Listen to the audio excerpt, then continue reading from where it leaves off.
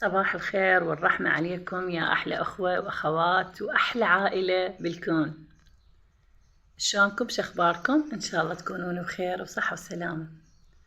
أبدأ التصوير وياكم بالصلاة على محمد وآل محمد.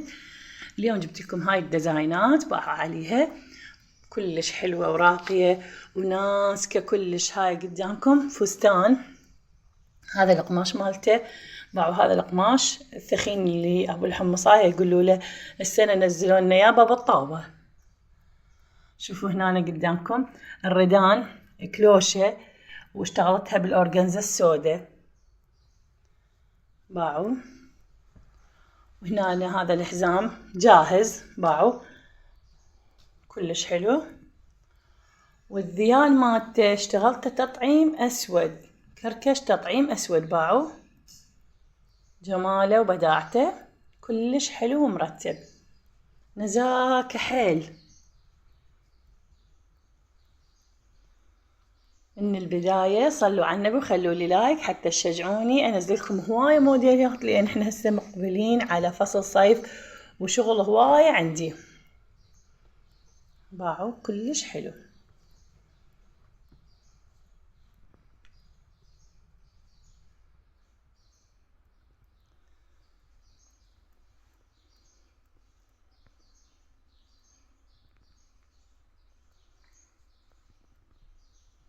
هنا القماش اللي استعملته بالتطعيم بالذيال مالته هو متر كامل وخرطته خرط ناعم باعوا، خرط ناعم بحيث ما مبين. باعوا الخرط مالته كلش حلو، كلوشته صارت من الذيال كلش عريضة.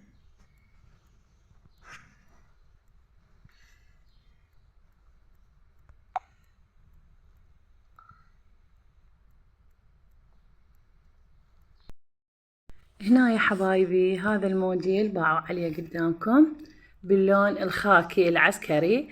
باعوا عبارة عن حفرة بالرقبة وعليها مسطرة صغيرة، المسطرة بس مجرد ديكور حبايبي. باعوا هنا هيانها وعليها هاي الدقم، باعوا هنا الدقم. اختاريت هالمقربات من اللون الزيتوني شوية مبرزن لأن القماش بهاي الطوبات الكبار. هنا شوفوا بالذيال هم نفس الحالة، هم كركش باعوا شلون الكركش الحلزوني نفسه جاي من النهاية إلى البداية، يعني كليته باعوا الكركش داير مداير الفستان. هنا عندكم الردن باعوا.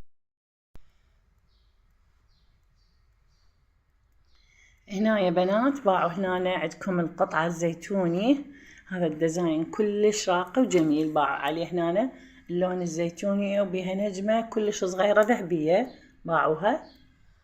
فأنا اشتغلتها بالأبيض مو بالذهبي لأن هي الزبونة طلبت باللون الأبيض.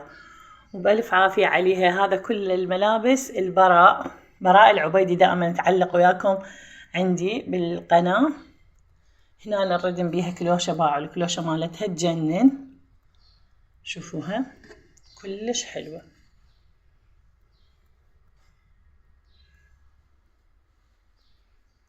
وشغلها نص كلوشة.